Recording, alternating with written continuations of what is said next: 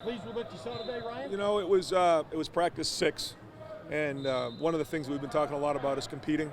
So you heard it over and over again, and that's what we're trying to do, is a winner or loser. Whether it was the individual drills, team drills, 7-on-7, red zone pass, the goal line tackle early in practice. Something we really wanted. It went all the way down to the wire, 102 to 100.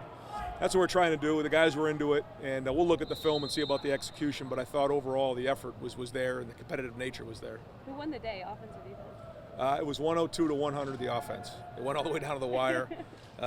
Even at the end there when we go tackle, we do take out some guys. You didn't see Marvin down there. You didn't see a couple of those guys. But it's the idea is the competition. And so I thought that was well done. Do you feel like the offensive line is starting to take shape at all? I got to look to see. It's still, our first 2 practices really don't count because they're not in pads. So when we came off of spring break, we went Tuesday, Thursday, and this is Saturday. So this is really our 3rd day.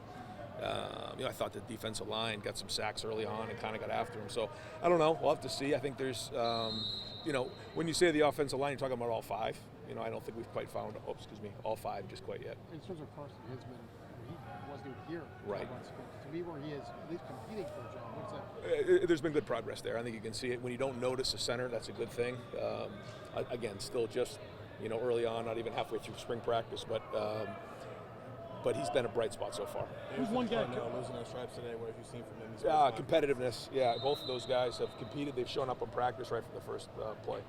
Ryan, you talked about you had some of the veteran skill guys out there at the end. Are you got Carnell, Jelani, guys like that? Are you just trying to see how young guys respond in moments? That's exactly it. That's exactly it. And trying to create somewhat of an atmosphere that is competitive. Because when you're in here and there's nobody inside and it's quiet, that's a whole different experience of being in the shoe on game day.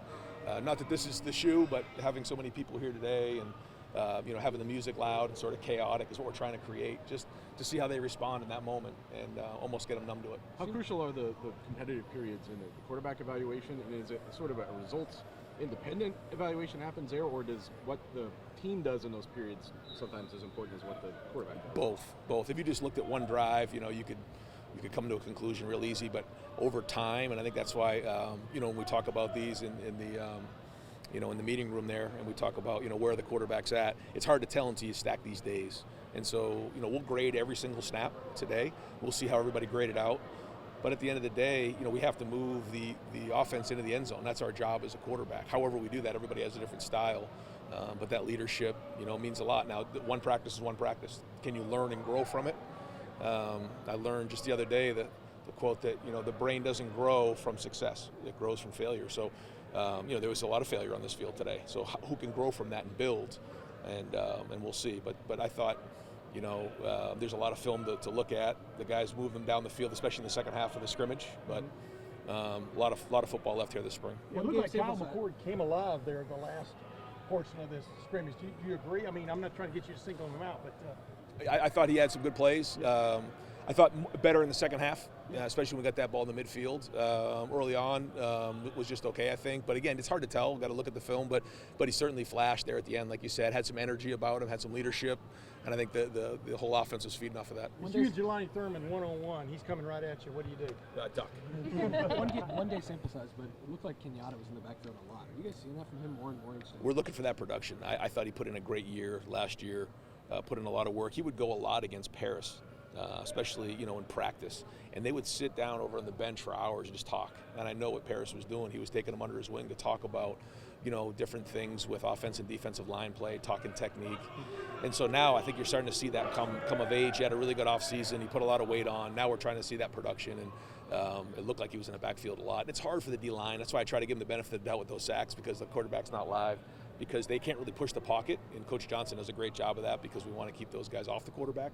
But they competed today and did a good job. You love seeing that from your defensive ends, but also that's got to be a little concerning for the That's the same offensive thing. tackles. How do you? That's the same thing. Yeah, it's like that all the time. The minute you want to get excited about something, you turn on the other side and you're upset about it. So. Was there a guy today that just flashed, though? I know you don't like to single guys out, Ryan, but did anybody catch your eye like, oh, got to keep this guy in mind? Nobody just jumped out. I mean, I think there was some flashes, but we'll see. I really liked how the defensive line worked through the whole practice, though.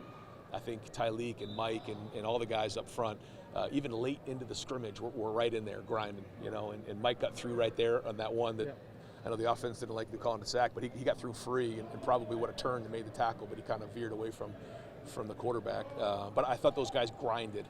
I think we need to continue to see that out of the defensive line because, man, they can flash, but the name of the game is continually doing it over and over and over again and building that callus up. You mentioned mistakes being made. It's easy to see it in the secondary, but what did you like for the way they responded in some routes they got beat, come back and make a play? I thought they got their hands on some balls, especially in the third down period. I think we got beat on a double move right there coming out on the 50-yard line. Overall, I think the secondary has definitely challenged more of the throws, and so that's been encouraging. Jaden Ballard, we saw him make some, he's doing well for Pro Day, made a deep touchdown catch today. Just what kind of growth have you seen from him? Is he somebody who's ready to make an impact? I think he has to, right? I mean, this is it for JB. He knows that. This is his time. Came in with some really talented guys, but he's talented too. You can see his speed. You can see his change of direction. Even at the workout the other day, I mean, he caught a lot of people's eyes. So he has the ability, and hopefully, if he continues to make plays like he did today, then he can start producing for us. Are you One starting last to question, feel more folks. comfortable moving around? You said that first practice you were still getting used to it. How is that adjustment? Yeah, every day a little easier. It's new to me, but I like the way our coaches are coaching. I like the energy, so we've got to keep building on it.